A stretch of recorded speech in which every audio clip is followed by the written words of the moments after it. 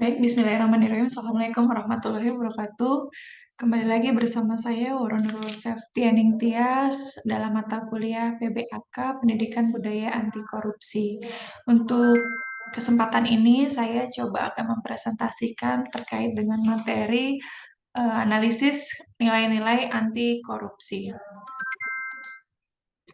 Sebenarnya latar belakang kita belajar nilai-nilai anti korupsi, kita flashback lagi ke belakang gitu ya, dari definisi korupsi itu merupakan memang kata yang dinegasikan oleh setiap orang, namun tidak semua orang menyadari bahwa korupsi telah menjadi bagian dari dirinya. Nah, hal ini biasanya terjadi akibat pemahaman yang keliru tentang korupsi. Untuk penyebab dari korupsi yang datang dari diri sendiri ini kan disebut internal ya. Intern itu dari diri pribadi atau individu, sedangkan kalau dari faktor eksternal berasal dari lingkungan atau sistem. Nah, upaya untuk pencegahan korupsi ini pada dasarnya dapat dilakukan dengan menghilangkan atau setidaknya mengurangi dari kedua faktor penyebab korupsi tersebut. Ini untuk penyebab-penyebab korupsi sudah ada dalam materi sebelumnya gitu ya. Nah, untuk nilai dan prinsip sendiri dari anti korupsi ini sebenarnya mengacu kepada berbagai aspek yang dapat menjadi penyebab terjadinya korupsi. Kita tahu bersama bahwa penyebab korupsi itu dari internal dan eksternal ya gitu. Kalau internal itu yang dari dalam, sedangkan dari eksternal itu yang dari luar. Nah, untuk pencegahannya sendiri, pencegahan korupsi ini kalau kita mau lihat secara internal gitu, itu ditentukan oleh kuat tidaknya nilai-nilai anti korupsi yang tertanam dari diri setiap individu. Yang pertama itu adalah kejujuran, kepedulian, ketiga kemandirian, keempat kedisiplinan, kelima tanggung jawab, keenam kerja keras, tujuh sederhana, delapan keberanian, dan yang kesembilan itu adalah keadilan. Untuk pencegahan korupsi secara eksternal ini yang dari luar ya. Jadi memang setiap individu ini perlu memiliki dan memahami nilai-nilai anti korupsi seperti akuntabilitas, transparansi, kewajaran, kebijakan, dan kontrol kebijakan. Itu adalah pencegahan korupsi secara eksternal. Nah, ini tadi ya yang sembilan nilai anti korupsi: jujur, peduli, mandiri, disiplin, tanggung jawab, kerja keras, sederhana, adil, dan berani. Kita bahas satu-satu. Kejujuran gitu. Jadi menurut Sugono, kata jujur ini didefinisikan sebagai yang lurus hati, tidak berbohong, dan tidak curang. Itu nilai pertama dari anti korupsi. Kemudian yang kedua itu adalah kepedulian. Nah, sedangkan kepedulian ini adalah definisinya dari kata peduli. Peduli adalah mengindahkan, memperhatikan, atau menghiraukan gitu. Jadi kita harus peduli terhadap orang lain. Kemudian nilai anti korupsi yang ketiga itu adalah kemandirian. Jadi kondisi mandiri bagi mahasiswa dapat diartikan sebagai proses pendewasaan diri, yaitu dengan tidak bergantung pada orang lain. Misalnya contoh kita dalam mengerjakan tugas dan tanggung jawabnya gitu. Jadi pada saat ujian mengerjakan tugas, percaya diri saja kita mampu secara mandiri begitu. Kemudian yang keempat itu ada kedisiplinan. Jadi menurut Sugono ini definisi kata disiplin adalah ketaatan atau kepatuhan kepada peraturan. Tidak jarang dijumpai perilaku dan kebiasaan peserta didik menghambat dan tidak menunjang proses pembelajaran. Misalnya sering kita jumpai mahasiswa yang malas, sering absen, motivasinya kurang dalam belajar, tidak mengerjakan tugas-tugasnya, melanggar tata tertib hukum, dan lain-lain. Itu contohnya.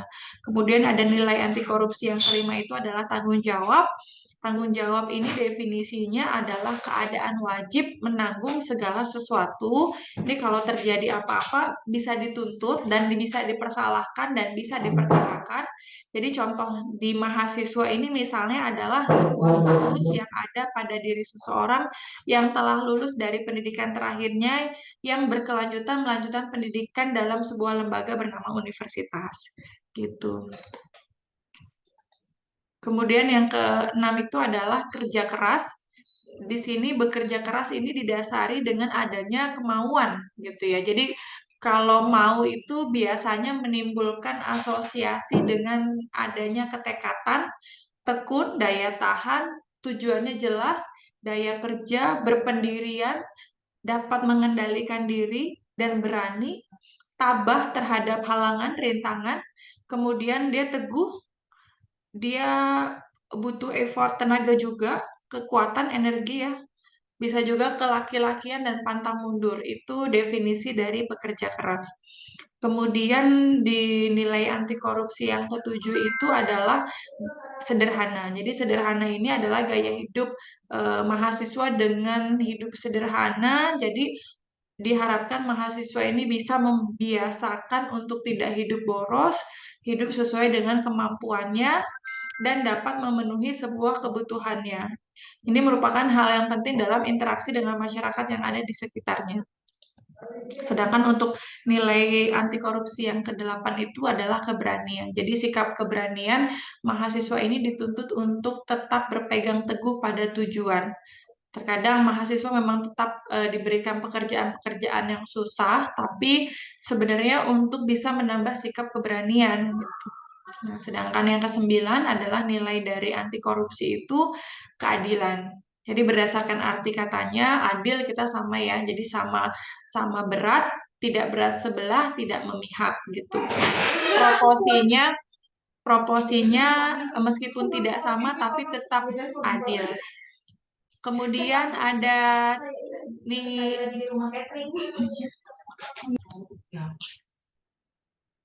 Jadi untuk prinsip atau nilai-nilai anti korupsi pencegahan dari faktor eksternal itu ada transparansi, kewajaran, kontrol aturan main, kemudian ada aturan mainnya sendiri dan akuntabilitas gitu ya. Jadi dalam sebagai dimanapun memang kelima prinsip ini sangat mempengaruhi bagaimana kita supaya bisa mencegah perilaku koruptif di faktor eksternal. Nah, untuk akuntabilitas sendiri sebenarnya adalah apa ya, kesesuaian antara aturan dan pelaksanaan kerja. Jadi semua lembaga yang mempertanggungjawabkan kinerjanya itu sesuai aturan main, baik dalam bentuk konversi maupun konstitusi ya, de facto dan de jure gitu. Jadi baik level budaya, individu dengan individu maupun level lembaga.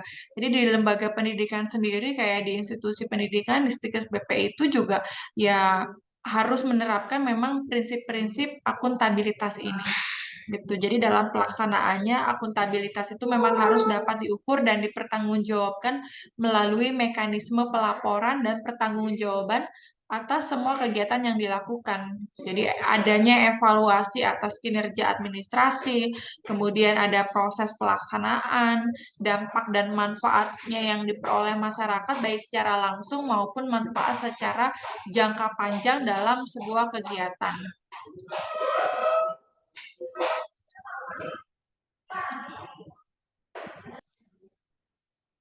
Kemudian yang kedua adalah transparansi, transparan gitu ya. Jadi salah satu jadi prinsip transparansi ini juga penting karena memang pemberantasan korupsi ini dimulai dari adanya transparansi dan mengharuskan semua proses kebijakan ini dilakukan secara terbuka sehingga segala bentuk penyimpangan ini dapat diketahui oleh publik gitu ya. Dan dalam prosesnya transparansi ini dibagi menjadi 5 yaitu adanya proses penganggaran, proses penyusunan kegiatan, proses pembahasan, proses pengawasan, dan proses evaluasi. Proses penganggaran ini bersifat bottom up ya.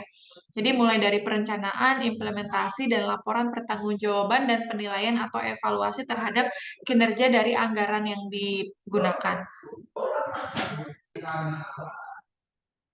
Untuk yang ketiga ini adalah kewajaran atau awareness. Jadi kewajaran ini ditujukan untuk mencegah terjadinya manipulasi atau ketidakwajaran dalam penganggaran baik dalam bentuk markup maupun ketidakwajaran yang lain.